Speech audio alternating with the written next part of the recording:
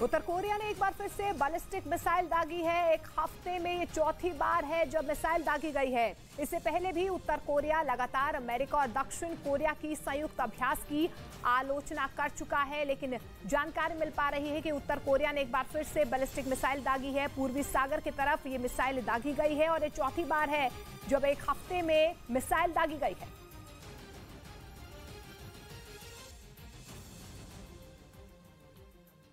ने पाकिस्तान को कर्ज के जाल में फंसाया था। साथ ही उन्होंने अमेरिका को यह भरोसा भी दिया कि सत्ता में आने पर वो चीन के खिलाफ कड़े कदम उठाएंगे। पाकिस्तान के मीडिया का दावा है कि इसी वजह से इमरान खान चीन की आंख में खटक रहे हैं, जिसके बाद वो उन्हें रास्ते से हटाने में जुट गया। पहली बार रूस ने उस पर सीधा वार किया और इसी वजह से अब इस बात की आशंका जताई जा रही है कि अमेरिका भी रूस के साथ जंग छेड़ सकता है, क्योंकि इसके बेहद आधुनिक MQ-9 रीपर ड्रोन को गिराकर रूस ने सीधे अमेरिका को चुनौती दे दी है। जंग के बीच पहली बार उसने अमेरिका पर सीधा हमला बोला है। वही अमेरिका जिसने पिछले 1 साल से पुतिन की नाक में दम करके रख दिया है। क्योंकि अमेरिका की वजह से ही यूक्रेन की जंग में पुतिन बुरी तरह पस्त हो गए। ये अमेरिका ही है जिसके दम पर ज़ेलेंस्की खुलकर पुतिन के खिलाफ ताल ठोकते हैं, क्योंकि उनकी मदद के लिए अमेरिका ने अपने हथियारों का खजाना खोल दिया।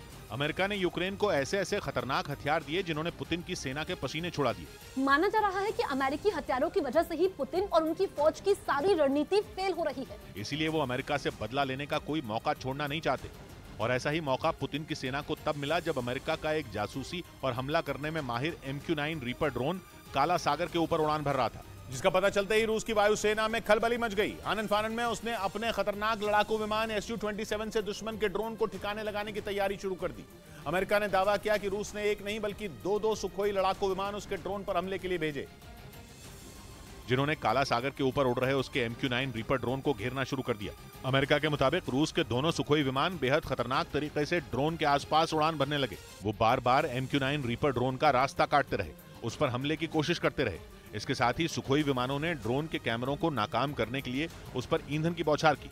इसके बाद भी अमेरिकी ड्रोन तेजी से आगे बढ़ता रहा, लेकिन तभी उनमें एक सुखोई ने ड्रोन के एक हिस्से में जोरदार टक्कर मार दी। अमेरिका ने दावा किया कि इस टक्कर से उसके ड्रोन को भारी नुकसान पहुंचा और वो काला सागर में गिर गया।